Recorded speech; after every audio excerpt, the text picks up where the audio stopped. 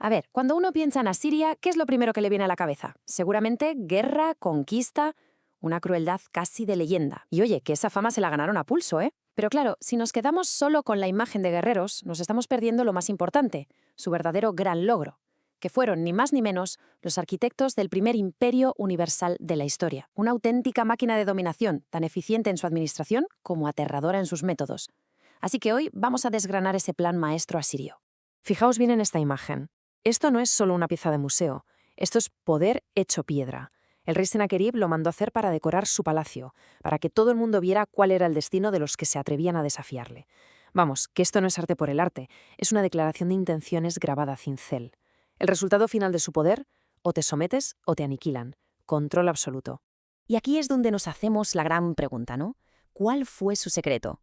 ¿Qué fórmula mágica, qué combinación de innovación militar, de genio administrativo y de ideología les permitió pasar de ser una simple ciudad-estado a dominar todo el Próximo Oriente? Pues para encontrar la respuesta, vamos a meternos en los engranajes de su maquinaria imperial. Como toda gran historia, la del Imperio Asirio también tiene un principio. Y sus cimientos, curiosamente, no se forjaron en el campo de batalla, sino en las rutas comerciales, en un pequeño enclave estratégico a orillas del río Tigris. Aquí la tenemos, Asur. Su ADN original no es militar, sino comercial. Mucho antes de exportar terror por todo el mundo conocido, Asiria exportaba estaño y tejidos. Crearon una red comercial súper sofisticada que conectaba a Anatolia con el Golfo Pérsico. Y fue precisamente esa red de influencia económica la que sirvió de plataforma para todo lo que vino después. Es en esta primera etapa, en el llamado periodo antiguo, cuando ese instinto comercial empieza a mutar en ambición política. Y aquí hay una figura clave, Shamshi-Adad I. Él fue el primero que pensó en términos de Estado, no solo de ciudad. Empezó a organizar sus territorios en provincias, a crear una administración central. Sin saberlo, estaba dibujando el esqueleto del futuro Leviatán. Y bueno, con esas bases ya puestas, Asiria arranca los motores de su gran expansión. Su éxito imperial se apoya fundamentalmente sobre dos pilares, dos sistemas que funcionaban en perfecta sincronía. Un ejército que era una auténtica revolución y una burocracia simplemente implacable. A ver, el genio militar asirio no estaba tanto en la fuerza bruta, que también, sino en cómo lo sistematizaron todo. Pensemos en estos puntos. Hablamos de un ejército permanente y profesional, algo totalmente nuevo para la época. Eran maestros del asedio, capaces de tomar ciudades que se creían imposibles de conquistar. Y, lo más importante, para ellos la guerra no era solo política, era una misión divina.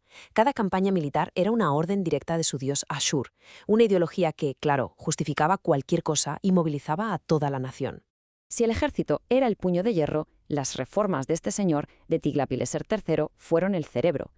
Este tipo, literalmente, reinventó lo que significaba gobernar un imperio. Fijaos en los pasos. Se cargó el poder de los nobles de toda la vida y puso a funcionarios que solo le rendían cuentas a él. Creó un sistema de correos que para la época era como tener internet, para saberlo todo al momento. Y lo más revolucionario de todo, si un reino vasallo se rebelaba, ¡pum!, dejaba de ser un reino y se convertía en una provincia asiria más, bajo control directo. O sea, pasaron del modelo de extorsión al de integración forzosa, una centralización del poder brutal, nunca vista hasta entonces. Con esta maquinaria funcionando a todo gas, la militar y la burocrática, el imperio llegó a su punto más alto.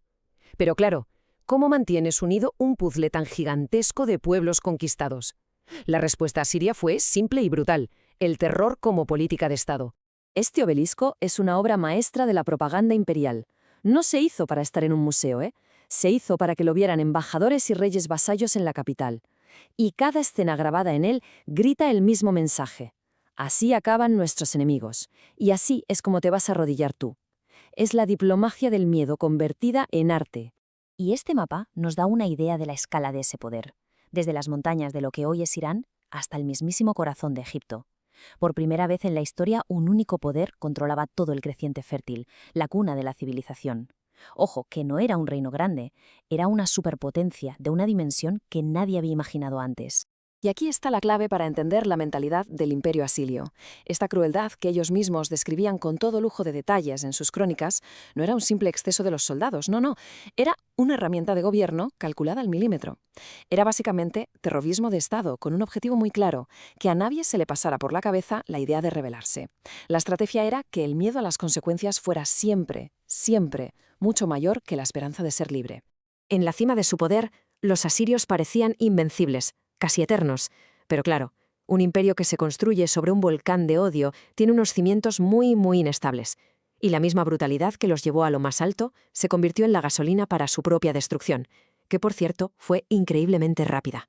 Es que la velocidad del colapso es alucinante. Miremos la cronología. En el 671, el rey asirio se corona faraón de Egipto. Es el momento de máximo poder. Pues bien, menos de 50 años después, su capital, la legendaria Nínive, es un montón de ruinas humeantes. Todo ese odio que habían sembrado durante generaciones, al final encontró un punto en común. Sus enemigos, con los babilonios y los medos a la cabeza, no querían conquistarlos, querían borrarlos del mapa, literalmente. Unos 60 años. Pensemos en eso. Es el tiempo que pasa entre dominar el mundo conocido y desaparecer por completo. Una lección de historia bastante potente sobre lo frágil que es el poder cuando se basa únicamente en la fuerza bruta. Los aniquilaron, los borraron del mapa político, pero su fantasma, su idea, siguió muy presente en la historia. ¿Y por qué? Pues porque, aunque el imperio como tal se desvaneció, la idea de imperio que ellos crearon, ese plan maestro, eso sí que les sobrevivió. El mejor ejemplo de este legado es el imperio persa, que surgió justo después, sobre sus cenizas. Los persas no tuvieron que inventar el concepto de imperio desde cero. Estudiaron el modelo asirio, cogieron la idea de dividirlo en provincias, los sistemas de comunicación, el gobierno centralizado, pero fueron alumnos listos. Entendieron que la lealtad a largo plazo no se consigue solo con terror, sino con una integración un poco más sutil. Digamos que los persas fueron la versión 2.0 del plan maestro asirio. Y esto nos deja con la gran paradoja de Asiria. ¿Cómo deberíamos recordarlos?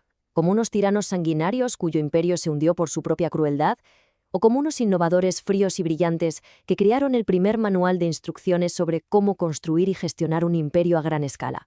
Pues la respuesta, como casi siempre en historia, no es sencilla. Quizás su verdadero legado sea precisamente esa dualidad. Fueron los arquitectos del concepto de imperio, un modelo que, para bien y para mal, iba a dar forma al mundo durante los siguientes 2000 años.